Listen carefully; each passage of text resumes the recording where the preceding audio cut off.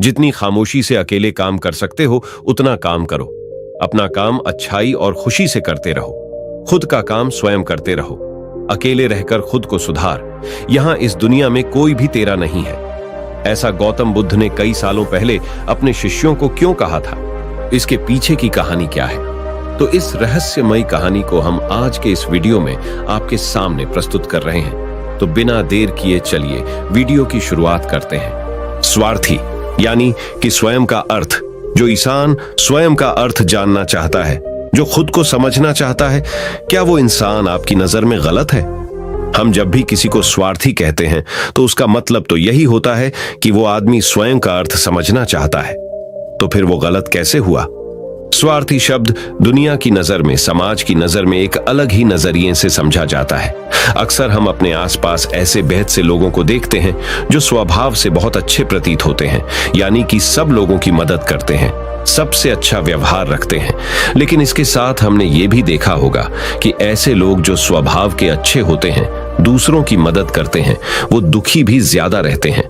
और जो लोग स्वार्थी होते हैं वो फलते फूलते चले जाते हैं। तो ऐसे में परमात्मा की सत्ता पर उंगली उठाना निश्चित है। लेकिन अगर ये सत्य है तो हमें कौन सा मार्ग अपनाना चाहिए? क्या हम भी दूसरों के जैसे बन जाएं? पता नहीं आप में से कितने लोग ये मानते हैं कि अच्छे लोग जीवन में बहुत दुखी रहते हैं, लेकिन इसके पीछे का सत्य क्या है? अगर हम इसके पीछे का सत्य नहीं जानेंगे, नहीं पहचानेंगे, तो कहीं ना कहीं हमारा अवचेतन मन भी बुराई की तरफ झुक जाएगा। इसीलिए अपने मन में ऐसे विचार पनपने से पहले इस बात की पूरी सच्चाई, पूरा निष्कर्ष निकाल लें, ताकि भविष्य में आपको अपने अच्छे होने पे पश्चाताप ना हो, दुख ना हो। आज की जो बौद्ध कहानी मैं आपको सुनाने वाला हूं, उसमें आपको 5 ऐसे तरीके पता चलेंगे जिसके माध्यम से अगर आप कर्म करते हैं तो आप अच्छे कर्म भी कर पाएंगे और दुखी भी नहीं होंगे। एक गांव में आनंद नाम का एक युवक रहता था। उसका भरा पूरा परिवार था। उसके 2 बच्चे थे, उसकी पत्नी थी, लेकिन उसके माता पिता इस दुनिया से चल बसे थे। इसीलिए पूरे परिवार की जिम्मेदारी उसी के कंधों पर थी। बच्चे अपनी पढ़ाई करते थे और उसकी पत्नी अपने घर गृहस्थी के कामों के साथ गाय, भैंस, बकरी इत्यादि का दूध बेचकर अपना घर चलाती थी। और आनंद पहाड़ में पत्थर तोड़ने का काम करता था। बहुत ही मेहनत भरा काम था। पूरे दिन काम करता तो रात को थक कर घर पर वापस लौटता। लेकिन इतनी मेहनत करने के बाद भी अगर आनंद को गांव का कोई भी आदमी मदद के लिए बुलाता तो आनंद कभी भी मना नहीं करता था। उसके जीवन का एक ही सिद्धांत था, अगर मैं दूसरों की मदद करूंगा तो परमात्मा मेरा साथ देंगे, परमात्मा मेरे साथ कुछ बुरा नहीं होने देंगे। आनंद अपने इस सिद्धांत का पालन बहुत ही कड़ाई के साथ करता था। वह इस सिद्धांत पर इतना विश्वास करता था कि अगर कोई बाहर का आदमी उससे मदद मांग ले तो वो अपने घर का काम भी अधूरा छोड़कर उस आदमी की मदद करने के लिए पहुंच जाता था, जिसकी वजह से उसकी पत्नी बहुत परेशान रहती थी। वो अक्सर आनंद को समझाने की कोशिश करती थी कि सबसे पहले अपना काम, अपने परिवार को देखो। 2 बच्चे हैं हमारे और फिर भी तुम दूसरों के काम करने में लगे रहते हो। अरे अपने घर को तो संभालो। अपना घर संभाल नहीं रहा, दूसरों की मदद करने चले हैं। और जब ऐसी ऐसी बातें आनंद के कानों में पड़ती तो उसके हृदय में कांटा चुभने लगता था और उन दोनों में लड़ाई झगड़ा शुरू हो जाता था। अक्सर उनके लड़ाई झगड़े का यही सबसे बड़ा कारण होता था। लेकिन ना तो आनंद अपने आप को बदल पाया और ना ही उसकी पत्नी ने उसको समझाना कभी बंद किया। इसी वजह से आए दिन उनके घर में क्लेश होता रहता था। जहां तक उस गांव वालों की बात थी तो वो आनंद के स्वभाव को जानते थे और वो जानबूझकर जो काम आसान भी होता था, जो उनके सामर्थ्य में भी होता था, उस काम के लिए भी वो आनंद को बुलाते थे ताकि उन्हें कम मेहनत करनी पड़े। कहने का अर्थ ये है कि गांव वाले आनंद की इस शिष्टाचार का फायदा उठाते थे, लाभ उठाते थे और सब पीछे से उसका मजाक उड़ाते थे, उसे बेवकूफ कहते थे। ऐसे ही समय भी तरह और एक दिन आनंद की पत्नी बहुत ज्यादा बीमार पड़ गई।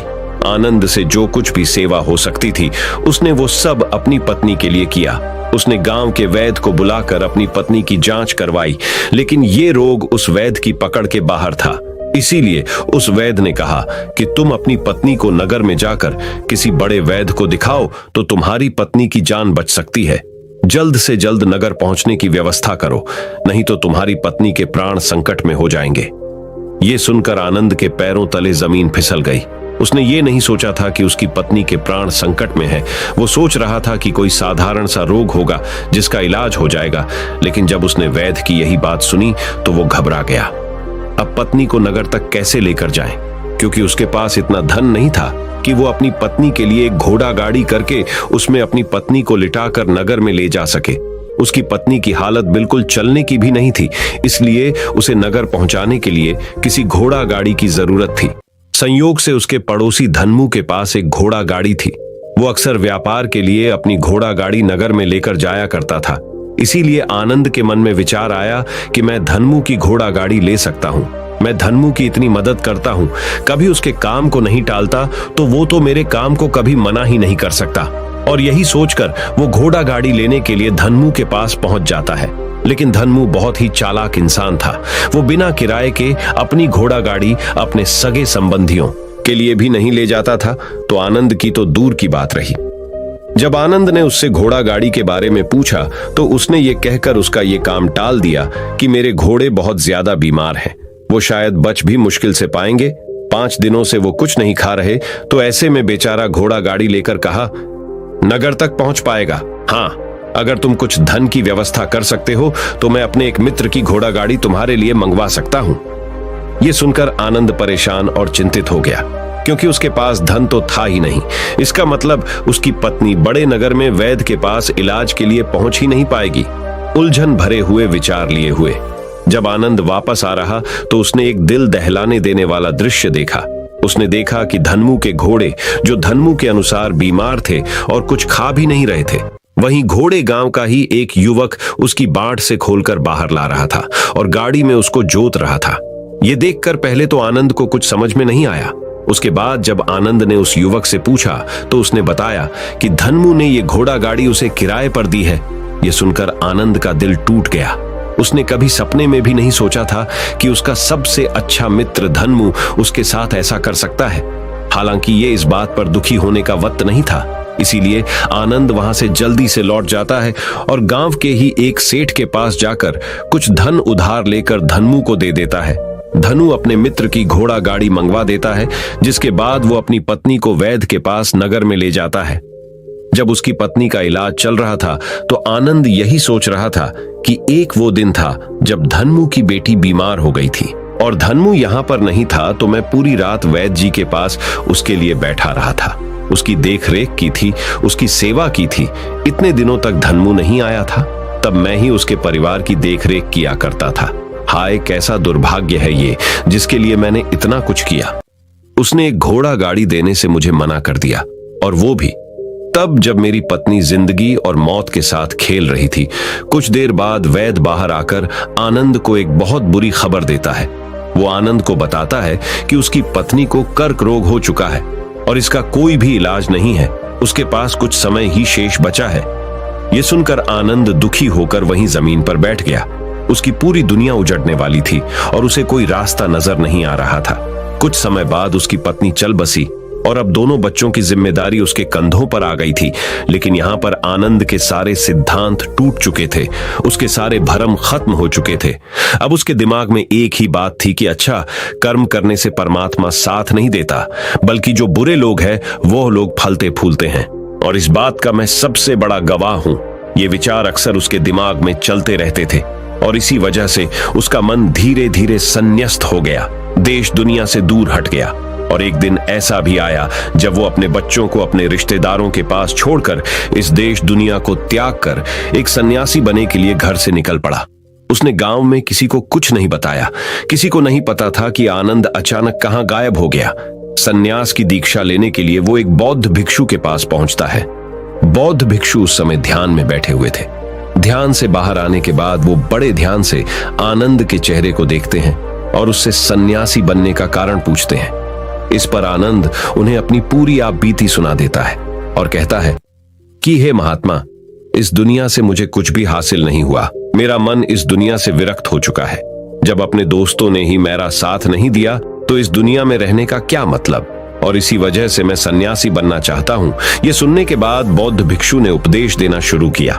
उन्होंने कहा कि याद रखना बेटा, जीवन से विरक्त होकर सन्यासी बनना तुम्हें परम सुख तक कभी नहीं पहुंचा सकता, परमानंद तक कभी नहीं पहुंचा सकता।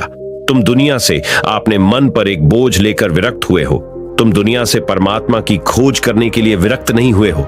इस भ्रम में कभी मत रहना। तुम संसार से विरक्त हुए हो क्योंकि संसार ने तुम्हें धोखा दिया, ऐसा तुम्हें लगता है। इसीलिए तुम परमात्मा पे कभी विश्वास नहीं कर पाओगे और ना ही उन पर अपनी पूर्ण आस्था बना पाओगे। इसीलिए सन्यासी होने का भी तुम पूरा लाभ कभी नहीं उठा पाओगे। सन्यासी होने का लाभ तब मिलता है जब हमारी प्रभु में, परमेश्वर में, परमात्मा में पूर्ण आस्था बन जाती है। मैं तुमसे पूछता हूं, या तुम्हारी आस्था परमात्मा में है? यह सुनकर आनंद कहता है कि हे महात्मा, मैं तो दुनिया देखकर आया हूं कि जो बुरे कर्म करता है वो फलता फूलता है और जो अच्छा काम करता है उसे कुछ भी नहीं देता। परमात्मा उसे दुखी दुख देता है। इसीलिए मैं परमात्मा पर अपनी पूर्ण आस्था कैसे बना सकता हूं? यह सुनकर उस बौद्ध भिक्षु ने कहा कि यही तो मैं तुम्हें समझाना चाहता हूं कि तुम पूरी ऊर्जा अपनी सन्यासी जीवन में लगाओ और उसके बाद भी तुम्हें फल प्राप्त ना हो तो तुम्हें कैसा लगेगा। इसीलिए किसी की भी मदद करने के लिए मैं 5 सिद्धांत तुम्हें बताता हूं। ये 5 सिद्धांत समझकर संसार में वापस लौट जाओ और संसार में एक ग्रस्त जीवन जियो। उसके बाद ही सन्यासी जीवन का उदय होता है। जब हम अपने ग्रस्त जीवन को पूर्ण रूप से समझ लेते हैं और अपनी जिम्मेदारियों का निर्वाह कर देते हैं। ये कहकर बौद्ध भिक्षु ने कहना शुरू किया कि जब भी तुम किसी की सहायता करते हो, किसी की मदद करते हो, तो उसमें सबसे पहली बात, सबसे पहला सिद्धांत जो ध्यान में रखने का होता है वो होता है कि किसी की मदद करते वक्त, किसी की सहायता करते वक्त कभी भी उससे उम्मीद मत रखना। ये मत सोचना कि आज मैंने इसकी सहायता कर दी, मदद कर दी, तो कल बदले में ये भी मेरी सहायता करेगा, मेरी मदद करेगा। अगर तुम ऐसा सोचोगे तो तुम्हें जीवन में दुखों का सामना करना ही पड़ेगा, क्योंकि एक नहीं तो दूसरा, या दूसरा नहीं तो तीसरा, कोई ना कोई तुम्हारी उम्मीद जरूर तोड़ेगा। और वास्तविकता में वो मदद या वो सहायता नहीं होती, वो हमारे लालच का ही एक रूप होता है। हम उसकी सहायता या मदद निर्भर तरीके से नहीं कर रहे हैं। हमारे मन में लालच का भाव है, हमारे मन में बदले का भाव है।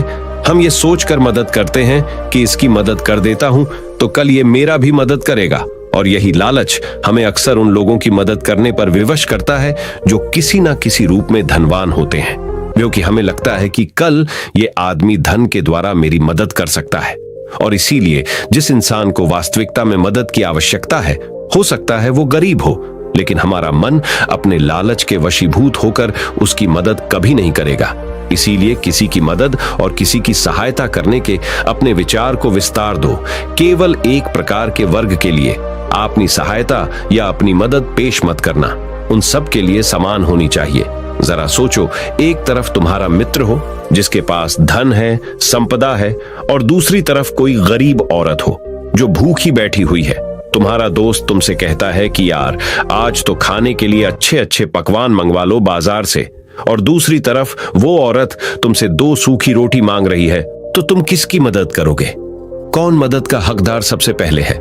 सबसे पहले हमारा कर्तव्य बनता है कि उस औरत की भूख मिटाए, लेकिन अक्सर इंसान ऐसे नहीं सोचता। वो अपने दोस्त को तो खिला देगा, उसको तो बाजार से बहुत महंगी वस्तु मंगा के दे देगा, लेकिन किसी गरीब को उसकी भूख मिटाने के लिए पैसा या धन नहीं देगा। दूसरी बात जो ख्याल में रखने की है वो ये कि सहायता करते वक्त हमारा लालच कभी भी उसके साथ नहीं जुड़ना चाहिए। अक्सर हम जब किसी की मदद करते हैं तो हमारा लालच और हमारा स्वार्थ उसके साथ जुड़ा होता है, और हम अपनी भविष्य की योजना तैयार करके उस आदमी की मदद करते हैं। हम ये सोचते हैं कि अगर मैं इसका ये काम करेगा तो भविष्य में ये आदमी मेरा वो काम पूरा कर देगा, और वो सहायता, वो मदद बिल्कुल भी परमात्मा के द्वार को नहीं खटखटाती, क्योंकि वो लालच है। आप अपने आप को धोखा देने के लिए अपने लालच को एक सहायता, एक मदद का रूप दे रहे हैं। तीसरी बात जो ख्याल रखने की है वो ये कि अपने सामर्थ्य के हिसाब से दूसरे की मदद करो। कभी भी एक ग्रस्त आदमी को किसी की इतनी सहायता नहीं करनी चाहिए जिससे कि उसका परिवार और उसके बच्चे कष्ट में जीवन बिताएं। सबसे पहला फर्ज हमारा होता है अपने परिवार को सुखी रखना, उनकी जरूरतें पूरी करना, और उसके बाद दूसरों की मदद करना आता है। लेकिन कुछ लोग दूसरों की मदद पहले करते हैं और अपने परिवार को मदद कम देते हैं। जिससे कि परिवार में लड़ाई झगड़े आए दिन पनपते रहते हैं, और ये सब हम समाज में देखते रहते हैं अपने आसपास। अगली बात जो ख्याल में रखने की होती है वो ये कि अपना कर्म, अपनी जिम्मेदारियां पहले निभानी होती है। हम अपना कर्म, अपना काम छोड़कर पहले दूसरों की मदद करने के लिए चले जाते हैं, और जब दूसरा बदले में हमारी मदद नहीं करता तो हमारा दिल दुखी हो जाता है। हम सोचते हैं कि मैंने तो अपना काम छोड़कर उस आदमी की मदद की थी और वो आदमी मेरी मदद ही नहीं कर रहा है। इसीलिए अपना कर्म सर्वोपरि, अपना कर्म सबसे ऊपर, क्योंकि वही काम करने के लिए इस दुनिया में हमारा जन्म हुआ है। और सबसे आखिर में जो बात समझने की है वो ये कि परमात्मा की मर्जी से ही सब कुछ होता है। हमारा कर्तव्य है अपने कर्म को करते जाना। करनी धरनी तो ऊपर वाले के हाथ में है, इसीलिए जो कुछ भी होता है सब ऊपर वाले पे छोड़ दो। अगर तुम्हें कोई धोखा भी देता है तो ये समझ के चलो कि वो सब ऊपर वाले की करनी होती है। आप ये मान के चलो कि मैं करता नहीं हूं, मैं तो एक माध्यम हूं, करवाने वाला तो वो है, उसके सामने किसकी मर्जी चली। जब ये आस्था, ये विश्वास हमारे मन में पनपने लगता है तो हमारी सारी शिकायतें दूर हो जाती हैं, क्योंकि इस दुनिया में जो भी होता है अच्छे के लिए होता है, जो भी हो रहा है अच्छे के लिए हो रहा है, और जो भी होगा अच्छा ही होगा। चाहे हमारी बुद्धि आज वर्तमान में इस सिद्धांत को ना समझ पाए, लेकिन जीवन में कभी ना कभी किसी ना किसी मोड़ पर आपको जरूर ये एहसास होगा कि जो हुआ था वो अच्छे के लिए ही हुआ था। इसीलिए सारी शिकायतें दूर कर दो और बस अपना कर्म करते जाओ। अपने ग्रस्त जीवन को पूर्ण रूप से जिलो, और उसके बाद ही सन्यासी जीवन की नींव होती है। इसके बाद बौद्ध भिक्षु ने आनंद को कहा कि वापस अपने गांव लौट जाओ, अपनी बेटियों को वापस लेकर आओ, उन्हें पालो पोसो, अपने बच्चों को वापस लेकर आओ, दूसरी शादी कर लो, लेकिन बच्चों का पालन पोषण अच्छे तरीके से करो। यह सुनकर आनंद अपने बच्चों के साथ अपने गांव में वापस लौट आता है। गांव में किसी को खबर नहीं थी कि आनंद कहां पर गया हुआ था और वो क्या ज्ञान लेकर वापस लौटा है। लेकिन अगले दिन सुबह सुबह गांव वालों ने आनंद के चेहरे पर एक अलग ही चमक, एक अलग ही आभा पाई। तो इस कहानी से हमें यह सीख मिलती है कि दूसरों के पीछे भागने से अच्छा है अकेले रहकर अपने आप को सुधारो और अपनों का काम बड़े ही खुशी से करो, और शांत रहकर अपने आप की दिमाग की मनस्थिति को सुधारो। तो अब हम आपको बताएंगे कि शांत रहने के क्या क्या फायदे हैं। तो चलिए शुरुआत करते हैं। हर तरफ शोर शराबे और भाग दौड़ के बीच खामोशी की अपनी अलग ही खासियत है। आपने कई कविताओं में भी पढ़ा होगा कि मौन रहकर एक दूसरे की बात को समझना सबसे सुंदर संवाद है। लेकिन क्या आप ये जानते हैं कि चुप रहने के अपने शारीरिक और मानसिक फायदे भी हैं? विशेषज्ञ मानते हैं कि मौन यानी शांत रहने से व्यक्ति अधिक दिमागदार और उत्पादक बनने की ओर अग्रसर होता है। इससे उसके मानसिक और शारीरिक स्वास्थ्य दोनों में सुधार हो सकता है। मौन धारण करने का महत्व आज हम जिस युग में जी रहे हैं उसमें टेक्नोलॉजी एक महत्वपूर्ण भूमिका निभाती है। जहां लोग एकांत की खोज में लगे रहते, वो खुद को इन्हीं टेक्नोलॉजी को कहीं गुम कर देते हैं। लेकिन मौन को मन में बैठाने की दिशा में पहला कदम यह है कि आप अपने मानसिक स्वास्थ्य को अन्य सभी पहलुओं से बढ़कर समझें और फिर उन तकनीकों को शामिल करने का सचेत प्रयास करें जो आपको मौन रहने की आत्मीय उदारता और शक्ति का अनुभव करने की अनुमति दे। गाड़ियों के बेतहाशय हॉर्न से लेकर आसपास बजने वाले म्यूजिक, ऑन डिमांड शो और लोगों की छटर-पटर से लेकर आपकी बिल्डिंग के ऊपर से उड़ते हुए हवाई जहाज की आवाज तक, हर तरफ एक घना शोर है जिसमें दूसरों की तो क्या, कभी कभी खुद की भी आवाज नहीं सुन पाते। आपके अंतर्मन की आवाज, जिसे सुनने से आपके जीवन की आधी परेशानी का समाधान मिल सकता है।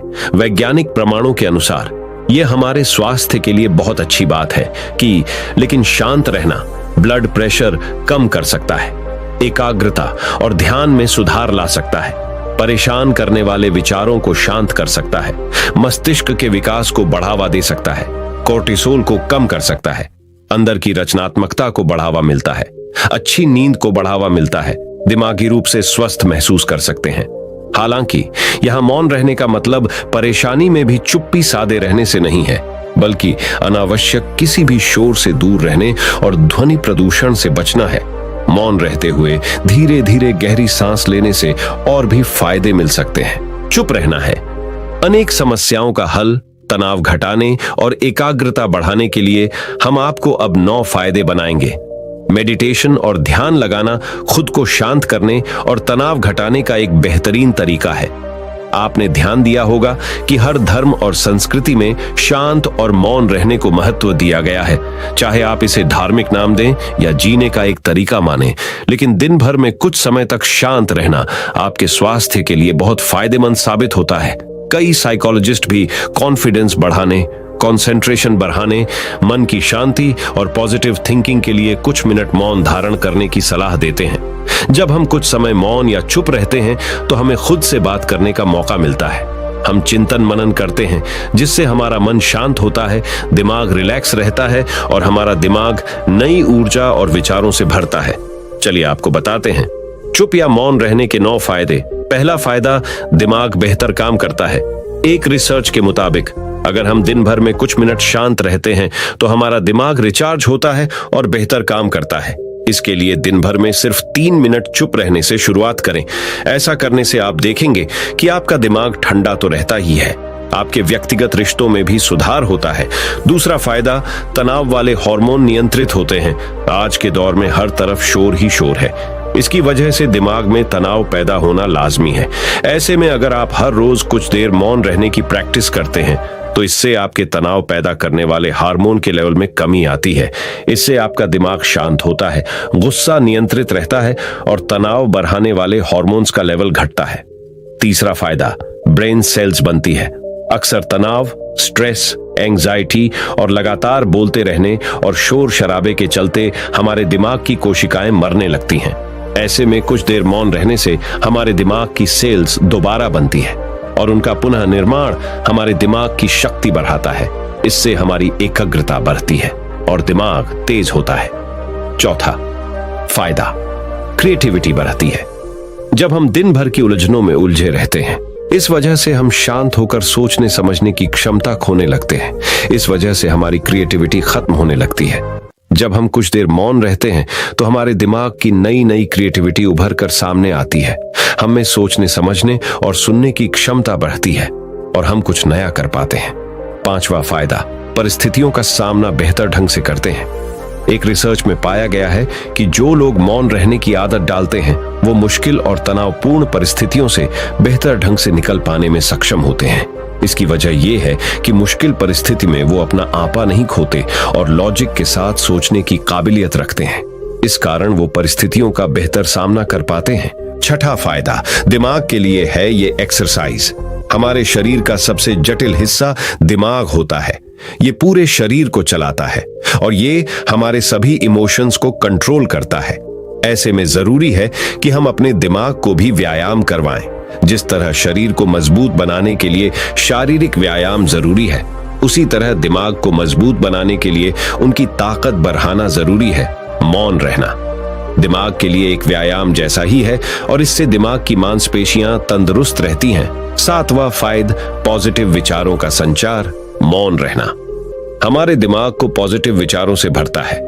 जब हम दिमाग को बाहरी शोर शराबे से दूर करते हुए कुछ समय खुद पर केंद्रित करते हैं तो हम अपने आसपास की अच्छाइयों को बेहतर ढंग से देख और समझ पाते हैं।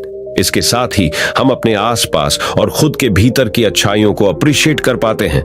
इसीलिए कुछ समय मौन रहते हुए खुद को समझना, अपने भीतर झांकना और अपने बारे में समझना एक बेहतरीन प्रैक्टिस है।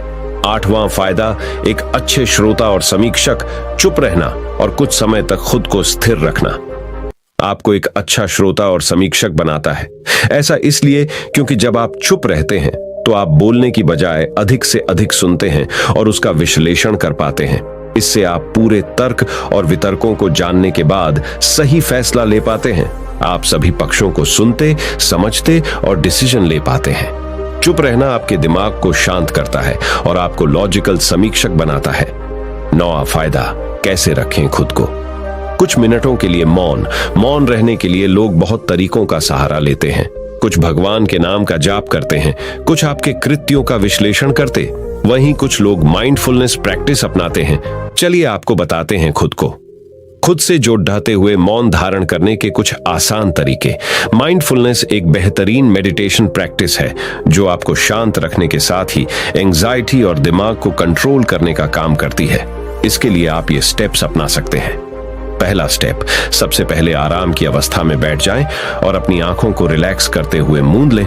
दूसरा स्टेप, अब अपनी सांसों पर पूरा ध्यान केंद्रित करें। अपनी सांस के उठने और गिरने की गति पर ध्यान दें और अपना दिमाग बाहरी शोर से दूर सिर्फ और सिर्फ अपनी सांसों पर केंद्रित करें। तीसरा स्टेप, अपनी सांसों पर ध्यान देना आपके पूरे शरीर को शांत करता है, दिमाग में रक्त संचार बढ़ाता है और तनाव दूर करने में मददगार होता है। चौथा स्टेप, खुद को शांत करते हुए अपने पूरे शरीर को अंदर ही अंदर स्कैन करना भी फायदेमंद साबित होता है। इससे आपको अपने शरीर के बारे में बेहतर समझ में आता है। इससे आपके दिमाग और शरीर के बीच में बेहतर संबंध स्थापित होता है। हम उम्मीद करते हैं कि ये जानकारी आपके काम आएगी। तो चलिए जानते हैं हमारे शब्दों में कितनी ताकत होती है एक कहानी के माध्यम से। तो चलिए उस कहानी की शुरुआत करते हैं। जो लोग बुद्धिमान हैं वह ये जानते हैं कि शब्द हथियार की तरह होते हैं, जिनसे किसी को भी बचाया जा सकता है या किसी को भी मारा जा सकता है। अब आप सोच रहे होंगे कि शब्दों से किसी को मारा कैसे जा सकता है। तो जरा सोचिए, ज्यादातर आत्महत्याओं के पीछे किसका कारण होता है? किसी के पति ने कुछ कहा, किसी के पिता ने कुछ कहा और उन लोगों ने आत्महत्या कर ली। ये आत्महत्या किसके कारण हुई? वो पीड़ित के मन को इतना दुखी कर गए कि उसके मन से वो दुख सहना और ज्यादा बर्दाश्त करना नामुमकिन हो गया और इसी वजह से उन्होंने आत्महत्या कर ली। ऐसे ही आपके शब्द किसी को नया जीवन प्रदान कर सकते हैं। जब कोई आदमी उदास होता है या दुखी होता है तो आपके शब्द उसमें एक नया जोश, एक नया उत्साह भर सकते हैं और एक हारा हुआ आदमी अपने जीवन में एक नई शुरुआत कर सकता है, सिर्फ शब्दों के माध्यम से, हमारी वाणी के माध्यम से। तो अब तक आप ये तो समझ ही गए होंगे कि हमारे शब्द हमारे जीवन को किस तरह निर्धारित करते हैं। शब्दों में कितनी ताकत होती है और किसी से बात करते वक्त हमें कितनी सावधानी से अपने शब्द सुनने चाहिए। आज की जो बौद्ध कहानी मैं आपको सुनाने वाला हूं, उसमें आपको सीधे सीधे तौर पर कुछ ऐसे तरीके पता चलेंगे, कुछ ऐसी परिस्थितियां पता चलेंगी जहां पे आपको हमेशा चुप रहना चाहिए। कुछ परिस्थितियों में अगर आप कुछ नहीं बोलेंगे तो वही आपके लिए सबसे ज्यादा बेहतर होगा। इससे पहले कि आप इस कहानी में खो जाएं, इस चैनल को सब्सक्राइब जरूर कर लें। तो चलिए कहानी शुरू करते हैं। एक बार की बात है, एक युवा लड़का एक बार एक बौद्ध भिक्षु के पास पहुंचा। वो काफी परेशान लग रहा था और उसने बौद्ध भिक्षु से जाकर पूछा कि हे महात्मा, मैं अपने आप से परेशान हूं, अपने आप से दुखी हूं। बाहरी रूप से मुझे कोई दुख नहीं है, मैं धन धान्य संपन्न हूं, मुझे कोई शारीरिक रोग भी नहीं है, लेकिन मैं खुद से परेशान रहता हूं, अपने मन से परेशान रहता हूं। अक्सर मेरी बातों को मेरा कोई भी दोस्त गंभीरता से नहीं लेता है और ना ही मेरे परिवार के लोग मेरी किसी बात को गंभीरता से लेते हैं।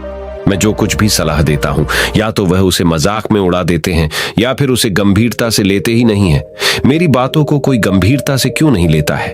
क्यों मेरी बातों पर कोई अमल नहीं करता? क्यों मेरी बातों में कोई रुचि नहीं दिखाता? क्या कारण है? कृपया मुझे बताने का कष्ट करें और मेरे मन के इस दुख को दूर करें।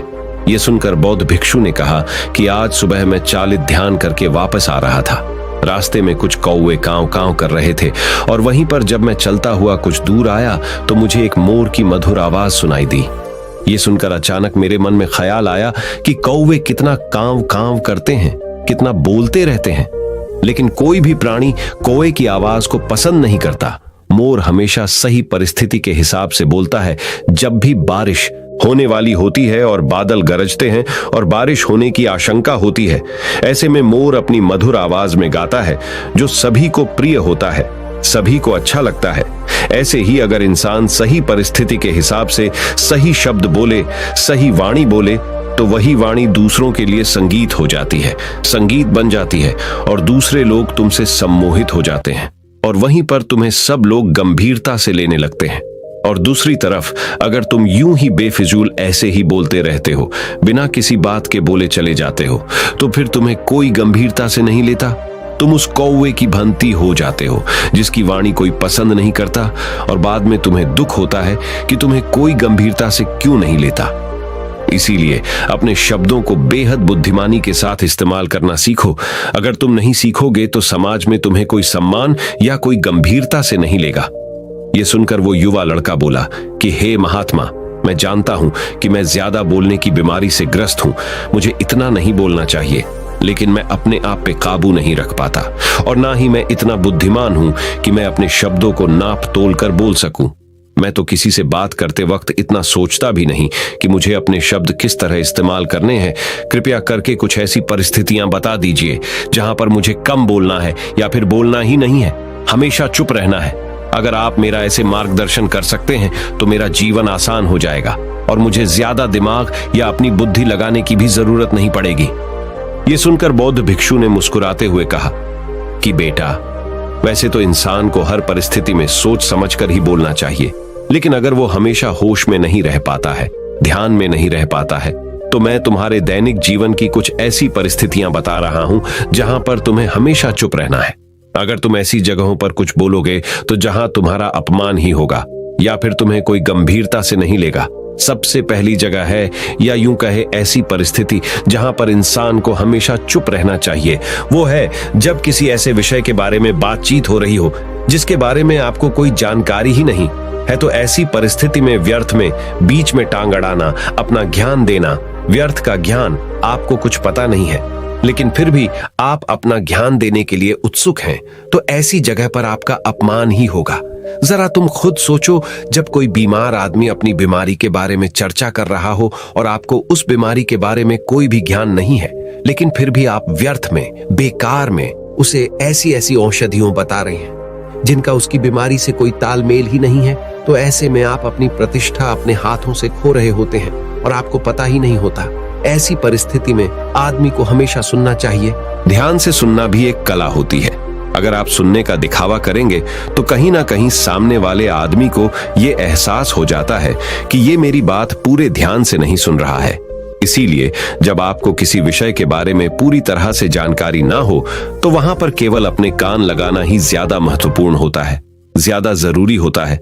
आप उस इंसान की बातें ध्यान से सुन सकते हैं और इसी बीच आप दोनों के बीच एक संबंध पैदा होगा और उस संबंध सच्चा होगा, क्योंकि आपने उसके बात को बड़े ही ध्यान से सुना है और इस बात का पता सामने वाले को भी होता है। तो हम बिना कुछ बोले, सिर्फ सुनने मात्र से किसी को अपना दोस्त बना लेते, अपना मित्र बना सकते हैं। इस बात को हमेशा ध्यान में रखना।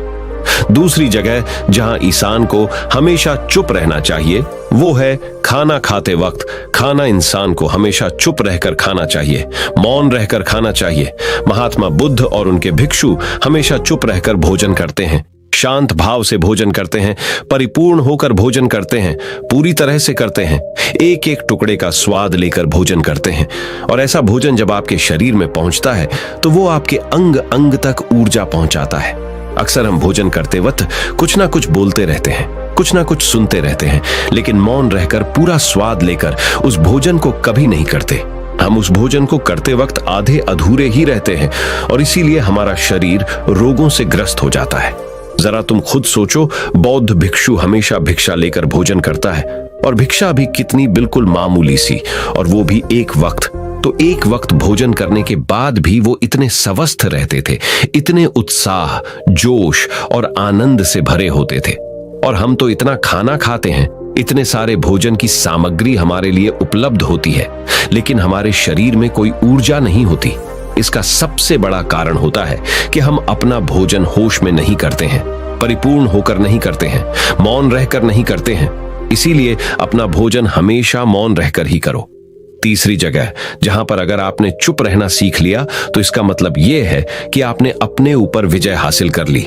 जी हां, गुस्से में शांत रहना या चुप रहना इतना आसान नहीं होता है। अक्सर हम गुस्से से भरकर कुछ ऐसे शब्द या अपशब्द बोल जाते हैं जिसका पछतावा हमें हमेशा बाद में होता रहता है। लेकिन जुबान से निकला हुआ शब्द वापस नहीं हो सकता, उस शब्द को मिटाया भी नहीं जा सकता। अब वो जिंदगी भर हमारे दामन से जुड़ चुका है और वो गुस्से में बोला गया।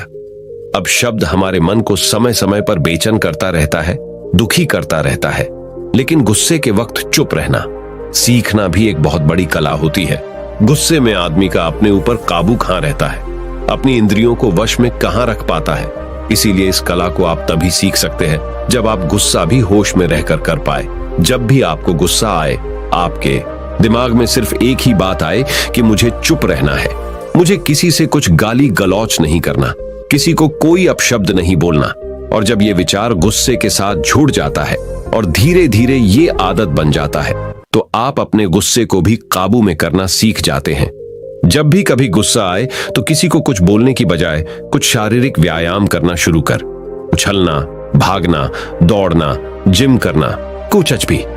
आप ऐसा व्यायाम कर सकते हो जिसमें आपका शरीर थक जाए। आप पाएंगे कि जब आपका शरीर थक जाता है तो आपका मन भी शांत हो जाता है। आपने उस गुस्से की ऊर्जा को एक सकारात्मक रूप दे दिया और यही बुद्धिमान व्यक्ति की पहचान होती है, जो दूसरों के तानों से भी अपना घर बना लेता है, अपनी कामयाबी के रास्ते निकाल लेता है। वही सच में बुद्धिमान आदमी है। जो जहर को भी दवा बनाकर इस्तेमाल करना सीख जाए, वही असली बुद्धिमान होता है। चौथी जगह जहां आप चुप रहेंगे तो आपके लिए वही सबसे ज्यादा बेहतर होगा, वही आपको सम्मान दिलाएगा। चौथी जगह है जब चार लोग आपस में बैठकर बातें कर रहे हो, कोई बैठक कर रहे हो, तो वहां पर जब चार लोग बात कर रहे होते हैं तो चारों लोग एक साथ तो बात कर नहीं सकते। एक बार में एक व्यक्ति बोलेगा और तीन सुनेंगे, तभी वो बैठक कामयाब हो पाएगी, तभी वो चर्चा सही रूप में आगे बढ़ पाएगी। लेकिन अगर कोई आदमी ऐसा बैठा हुआ है जो बीच में ही दूसरे की बात काटकर अपनी बात को ऊपर रखना चाहता है, तो ऐसे में वो चर्चा या वो बैठक आपको कहीं नहीं पहुंचाएगी और चारों लोगों के बीच आप सबसे मूर्ख कहलाओगे। अगर आपको अपनी बात कहनी है तो सामने वाले को अपनी बात पूरा करने दो, उसके बाद अपने विचार रखो। यही एक भद्र पुरुष या फिर कहीं अच्छे आदमी की पहचान होती है। और आखिरी जगह, अगर हमारे माता पिता हमें कुछ कह देते हैं, हमारे बड़े बुजुर्ग हमें किसी बात पर डांट देते हैं या हमें थप्पड़ भी मार देते हैं, तो ऐसी जगहों पे आपका चुप रहना ही उनके प्रति सम्मान दिखाएगा, उनके प्रति आदर का भाव व्यक्त होगा। अगर आप उनके सामने उनका विरोध कर देते हैं, उनका प्रतिरोध कर देते हैं, तो वो गुस्सा तो थोड़ी देर बाद शांत हो जाएगा, लेकिन वो कही गई बात, वो विरोध किया हुआ शब्द या फिर कुछ भी उल्टा सीधा हमेशा आपके मन को सताएगा और आपके माता पिता को हमेशा यही लगेगा कि आज ये हमारी इज्जत नहीं करता, आज ही हमारी बात नहीं मानता, क्योंकि ये कमाने लग गया है, ये बड़ा आदमी बन गया है। ऐसी ऐसी बातें उठेंगी, ऐसे ऐसे तंज कसे जाएंगे।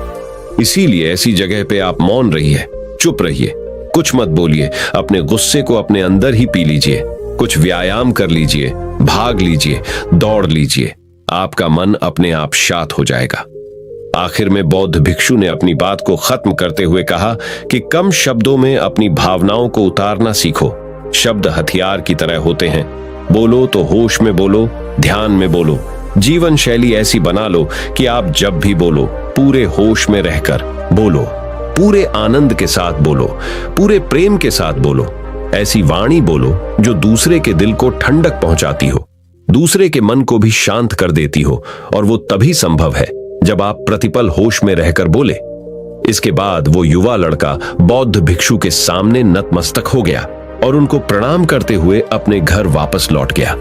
अब हम जानेंगे महात्मा गौतम बुद्ध के अनुसार अपने मन को जल्दी से जल्दी वश में कैसे किया जाए। तो चलिए जानते हैं गौतम बुद्ध से शांति के फायदे। तो आपको पता चल गए अब गौतम बुद्ध के अनुसार अपने मन को कैसे संयमित किया जाए। चलिए उसके बारे में जानते हैं। भगवान गौतम बुद्ध कहते थे, ये संसार एक माया जाल है जो कि मनुष्य को अच्छाई भी दिखाता है और बुराई भी दिखाता है। कभी सुंदरता दिखाता है तो कभी दुर्बलता दिखाता है।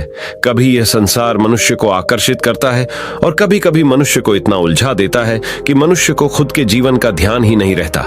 इसलिए संसार के माया जाल से बचने के लिए भगवान गौतम बुद्ध कहते हैं, जो पुरुष अपने खुद के इंद्रियों से कभी नहीं हारा, वह संसार से या पूरे ब्रह्मांड के किसी भी चीज से कभी हार ही नहीं सकता। वह मनुष्य जहां भी हो उसकी विजय निश्चित है। दोस्तों, आपको बता दे कि इंद्रियों का मतलब होता है कान, नाक, त्वचा, जीभ, हाथ। इन 5 शरीर के भागों को मुख्य इंद्रियां कहा जाता है। इन इंद्रियों को जो पुरुष या स्त्री अपने मन से संयमित कर पाते हैं, वह पुरुष या स्त्री बड़ी ही आसानी से संसार के महासागर को पार कर लेते हैं। यानी कि किसी भी चीज से वह आकर्षित नहीं होते और अपना कर्म बड़े ही विश्वास के साथ करते रहते हैं। ऐसे ही मनुष्य संसार में या इस लोक में या परलोक में बार बार विजयी होते रहते हैं। तो चलिए जानते हैं कि हमारे मन को कैसे वश में किया जाए ताकि हम इस संसार के माया जाल में फिर से ना फंसे। भगवान गौतम बुद्ध कहते हैं, मन को वश में करने के लिए सबसे पहले आपको यह जानना होगा कि आपके शरीर से श्रेष्ठ आपकी इंद्रियां होती हैं। आपकी इंद्रियों से श्रेष्ठ आपका मन होता है और आपके मन से श्रेष्ठ आपकी बुद्धि होती है। और अंततः बुद्धि से श्रेष्ठ आपका आत्मा होता है और आत्मा से भी श्रेष्ठ परमात्मा होते हैं, यानी भगवान होते हैं। तो अगर आपके मन को वश में करना है तो सबसे पहले आपकी बुद्धि में यह विचार करें कि मैं आज से बुरे कामों के बारे में सोचूंगा भी नहीं और मेरे अच्छे काम विश्वास से करता रहूंगा। दोस्तों, अगर आप बुरी आदतों के बारे में सोचोगे ही नहीं तो वह आदतें आपकी बुद्धि पर हावी नहीं होगी और आप कभी गलत काम नहीं करोगे। तो सबसे पहली बात तो यह है कि अपने बुद्धि में से बुरी आदतों को निकाल दो और अपनी बुद्धि में जो भी आपका काम है उस काम के बारे में विचार डालना शुरू कर दो। फिर आपकी बुद्धि आपके मन को आपके काम के बारे में संदेश देगी और मन सभी इंद्रियों को वश में करके आपके काम के ऊपर लगा देगा। तो इसी तरह से करते करते आपका मन एक दिन अवश्य ही वश में हो जाएगा और जिस व्यक्ति का मन वश में हो जाता है उस व्यक्ति के मन में हमेशा ही भगवान वास करते हैं। तो देखा दोस्तों, मन को वश में करने के लिए सबसे पहले आपको अपनी बुद्धि को अपने काम के बारे में ज्ञान देना होगा और बुद्धि में से बुरी आदतों को बिल्कुल निकलना होगा, यानी कि उनके बारे में सोचना ही छोड़ना होगा। तब जाकर आप अपने मन को वश में अवश्य ही कर पाओगे और जब आप पूर्णतः आप अपने मन को वश में कर लोगे तब आपके लिए सुख दुख सर्दी गर्मी और मान अपमान सब एक जैसा होगा और आप इस दुनिया के माया से परे हो जाओगे। आपको कोई भी चीज आकर्षित नहीं कर पाएगी, उल्टा आपसे ही लोग आकर्षित होंगे और आप जैसा भी काम करते हैं लोग भी आपको देखकर वैसा ही काम करेंगे और लोगों को आप एक आकर्षित और बुद्धिमान मनुष्य लगोगे। इसलिए हमारे भागवत गीता में भगवान कृष्ण ने यह कहा है कि मन का सारा खेल है, मन के हारे हार है और मन के जीते जीत है। ऐसा ही हमारे भगवान बुद्ध ने और ना जाने कितने सफल लोगों ने कहा है। भगवान बुद्ध ने कहा है कि जिसने अपने मन को वश में कर लिया है उसकी जीत को देवता भी हार में नहीं बदल सकते हैं। अर्थात मन को वश में करने का नाम ही आत्म संयम है, जिसका अर्थ है अपने आप को वश में करना, अर्थात मन वचन और कर्म पर अधिकार प्राप्त करना, ताकि शरीर से कोई अशुभ कार्य न होने पाए, जिससे कोई अपशब्द न निकले और मन में कभी अशुभ विचार न उठने पाए। यदि मनुष्य अपनी इंद्रियों का प्रयोग उचित ढंग से करता है तो ही उस मनुष्य को दूसरों को ज्ञान देने का अधिकार है। यदि उसका अपने मन पर अधिकार नहीं है, उचित और अनुचित का ज्ञान नहीं है, तो वह मनुष्य के पद से गिरकर अन्य योनियों में गिने जाने योग्य हो सकता है। एक कथन है कि हम जैसा सोचते हैं वैसा ही बन जाते हैं। वास्तव में यह विचार नहीं अपितु विचारों का संसार है। हमारी सोच और विचारों का प्रभाव हमारे मन पर गहरा असर छोड़ देता है। मनुष्य के मन में विचार ही बार बार उभर कर आते हैं जो मनुष्य को दिशा देने का काम करते हैं। विचार ही मस्तिष्क को गति प्रदान करते हैं और गलत विचार क्रोध की ओर जाने को विवश करते हैं। यह हमारी भूल है कि हम सोचते हैं कि वचनों की कोई शक्ति नहीं है। संसार में जो भी हुआ, जो भी हो रहा है और जो भी होगा सब हमारे कर्म के प्रभाव से हुआ है और जो हो सकता है और आगे जो होगा वह कर्म की शक्ति से होता है, वह विचारों की शक्ति होती है। यदि हमारे अंदर आत्म संयम नहीं है तो आत्मिकता का धन हमारे हाथ नहीं आ सकता है। हम इंद्रियों के जाल में फंसकर पहले तो निर्मल होंगे, फिर अपमानित होते हुए पहले अपना अनिष्ट करेंगे और फिर किसी और का करेंगे। यह सच है कि जो लोग दूसरों के लिए सोचते हैं उनका मन विश्वासपूर्ण विचारों का स्रोत है। इसलिए यदि बुराई से बचना हो तो अपनी दिशा को भलाई की और मोद्धा देना चाहिए। वास्तव में यदि आप जीतना ही चाहते हैं तो सबसे पहले आत्म संयम की आदत डाल लें, क्योंकि संयम का अर्थ ही है अपनी बिखरी हुई शक्तियों को निश्चित दिशा देना। मान लीजिए जिस कार्य को नहीं करना है और जब उसे ही करने के लिए मन आकर्षित करता है तो आप उसे प्रयास पूर्वक रोकने के लिए मन बना लें। उसे ही आत्म संयम कहते हैं। संयम का अर्थ है जब हम आकर्षणों की ओर जाने के लिए हमारा मन सहज रूप से रुक जाए। गांधी जी ने कहा था कि अनुशासन और बलिदान के बिना मुक्ति की आशा नहीं की जा सकती है। लेकिन यह बात भी सच है कि लोग अक्सर गुस्से में विवेक शून्य होकर तुरंत अपने आत्म संयम को गुस्से में खो देते हैं। यह सच है कि समय बीतने के साथ लोगों के आत्म संयम में भारी कमी आई है। इसके गंभीर परिणाम सामने भी आए हैं। इसलिए आत्म संयम की उपयोगिता को किसी भी हाल में कम नहीं आंका जा सकता है। लेकिन यह भी सच है कि शुरुआत में आत्म संयम का मार्ग थोड़ा कठिन लगता है। अर्थात मन को वश में करने का नाम ही आत्म संयम है। मनुष्य को मिली हुई शक्तियों को निश्चित दिशा देना संयम कहलाता है। तो दर्शकों, उम्मीद है कि आपको मन को वश में करने का उपाय और शांति के फायदे और कहां-कहां आपको शांत रहना है इसके बारे में इस वीडियो के माध्यम से पता चला होगा और मुझे यह आशा है कि आप अवश्य ही अपने मन को वश में करोगे और जिंदगी के सभी क्षेत्रों में अवश्य ही सफल होकर अपने परिवार का नाम रोशन करोगे। ऐसी ही और गौतम बुद्ध की प्रेरणादायक सीख लेने के लिए हमारे चैनल को फॉलो करें और यह वीडियो आपको पसंद आया हो तो हमारे चैनल को सब्सक्राइब कीजिए और इस वीडियो को एक लाइक कीजिए और इस वीडियो को जितना हो सके उतना अपने दोस्तों के साथ शेयर करें। मिलते हैं हमारे अगले वीडियो में। नमो बुद्धाय।